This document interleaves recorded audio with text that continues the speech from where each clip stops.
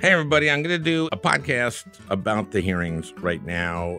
I've been listening to them. It's day one of the questioning, and I see that the Democrats are more organized than they were during Kavanaugh. As I'm sure many of you remember, I was on the Judiciary Committee. Man, I wish I was there asking questions, and that's what I'm going to do here. What you're going to hear are the questions I would ask. The Republicans have been raising straw men, claiming that the Democrats are going after Judge Coney Barrett's religion, which no one has. No one. Hawley of Missouri claimed that the Democrats are aiming to get rid of Article 6 of the Constitution. Article 6 is there can't be religious test to get a job in the government, as if Democrats really want to do that. And, of course, not one Democratic senator has said anything about her religion.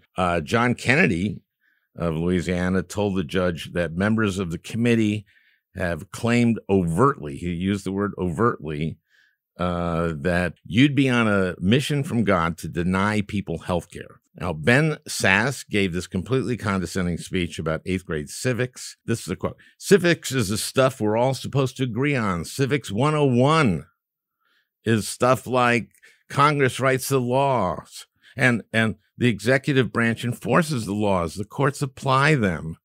None of that stuff should be different if you're Republican or Democrat. Oh, my God. Well, you know, the ACA was a 5-4 vote.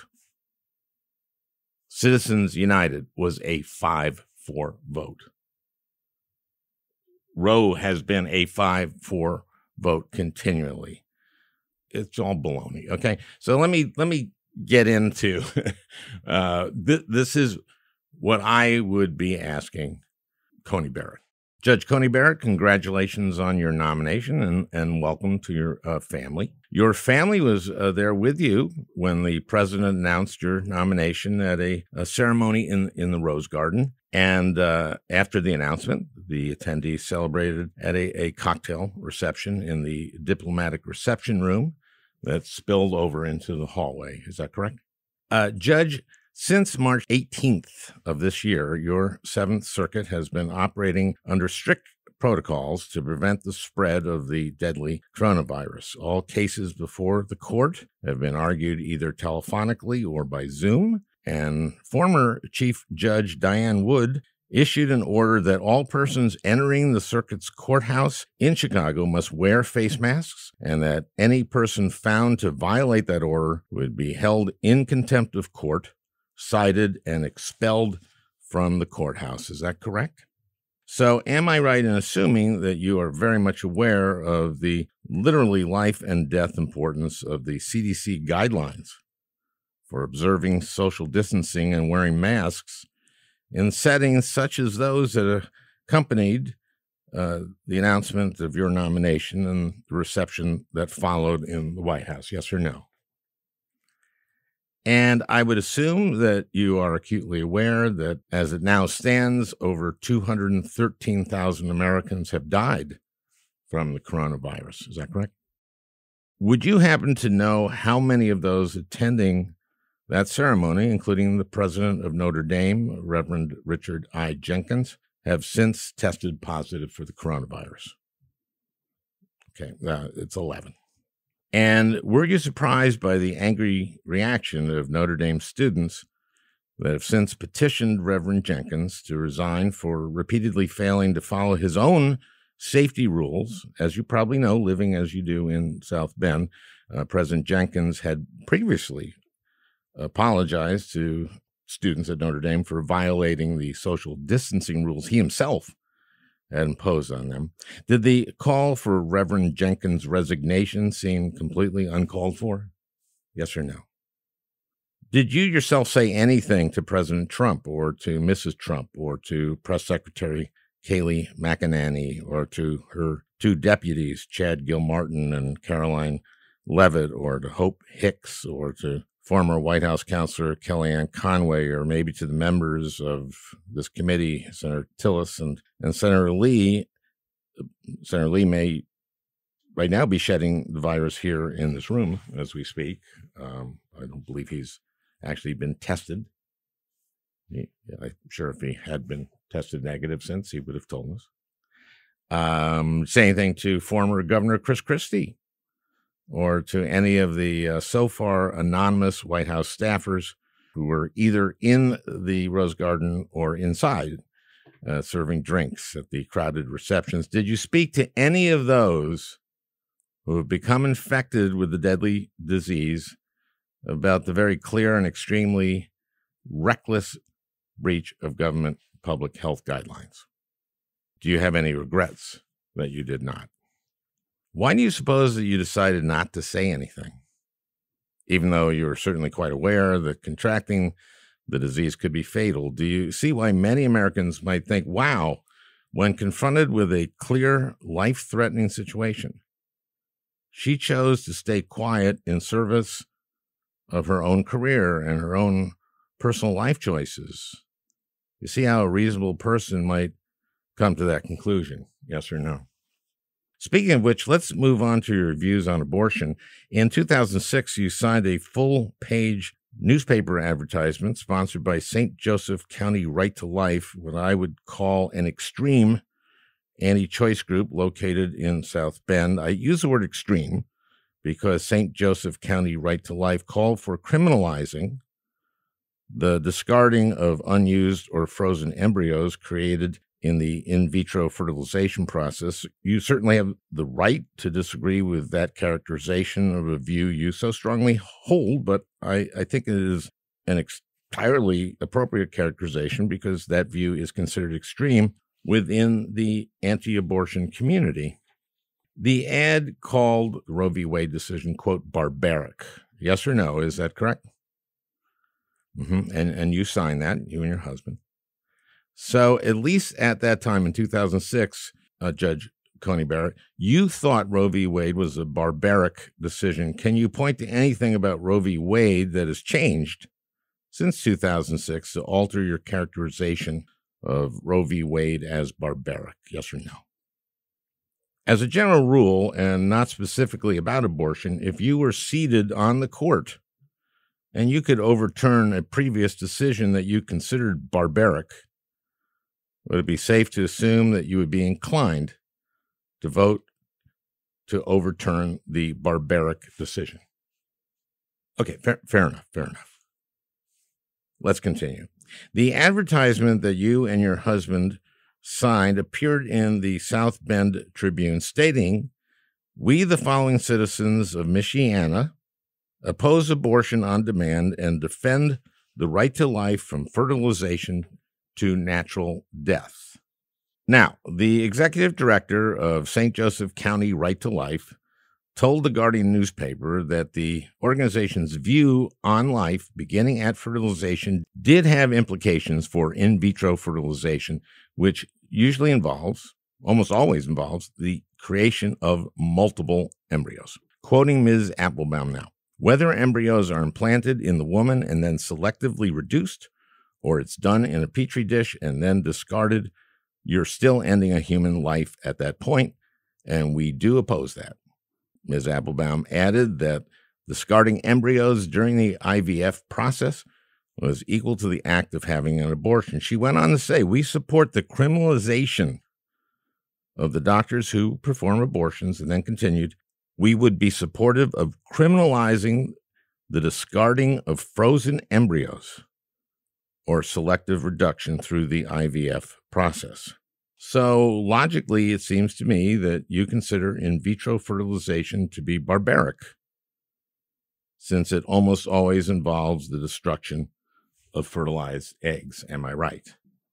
I have to say, Judge, that I, and I think a great majority of Americans, find all of this of great concern because your personal views on abortion may not only shape reproductive rights in the U.S. for decades to come, if you're confirmed, but also affect the legal rights of women undergoing fertility treatments, as well as that of their doctors. Now, I'd like to pose a hypothetical. I think when you hear it, you'll agree that it's not the kind of hypothetical that would commit you in any way to a legal doctrine, but one which might give us a better understanding of your embrace of the views of St. Joseph County Right to Life, because I don't think your answer would commit you to ruling in any way particular in a case that may come before you in the future. So here is the hypothetical. You're walking down the street, say in your hometown of South Bend. You turn the corner and you see a building on fire. You know this building. It houses two things: an in vitro fertilization clinic and a nursery school.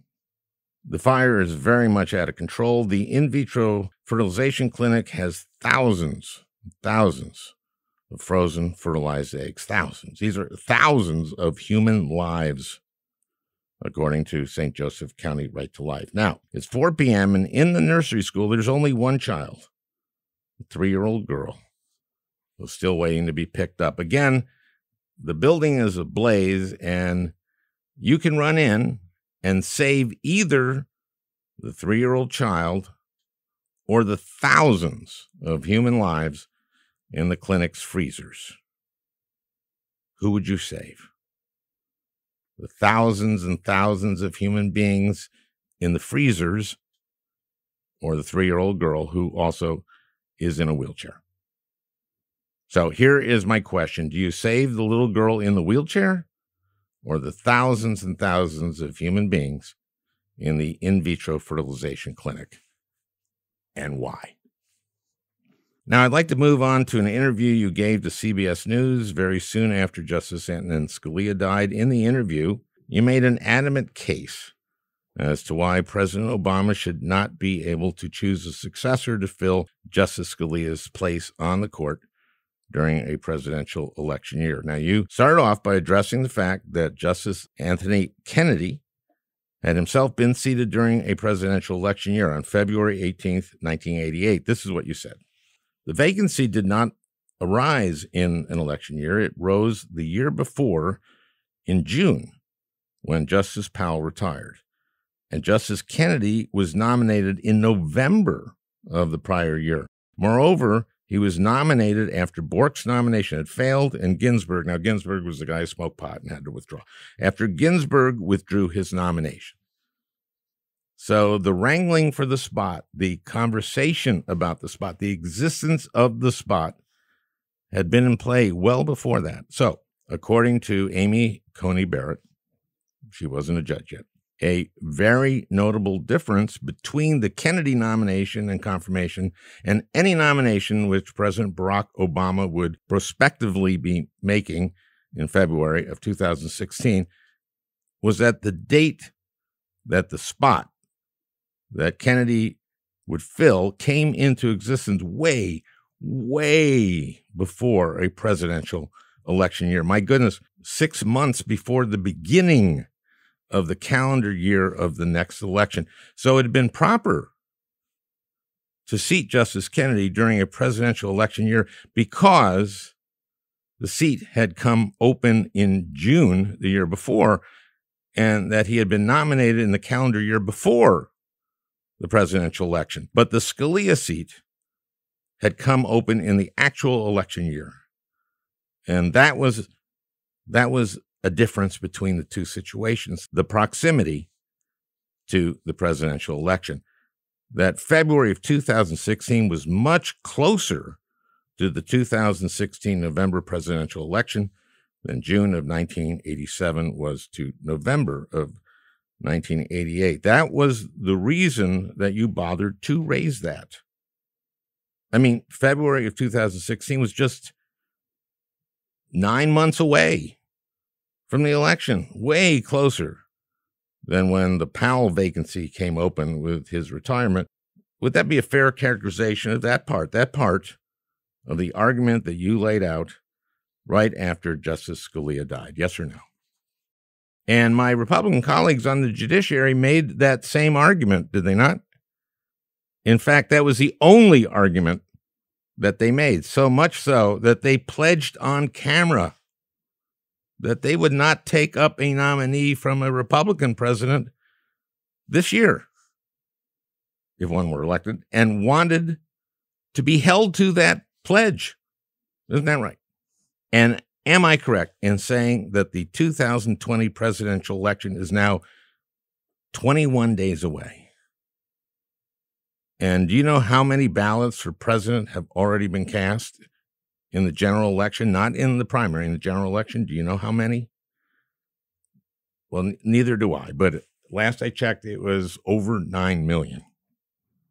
But in addition to the argument that any nomination that President Obama made so close to the election, only 8 months away, with the primary process having already started in New Hampshire just a few days before, why such a nomination is so close to the presidential election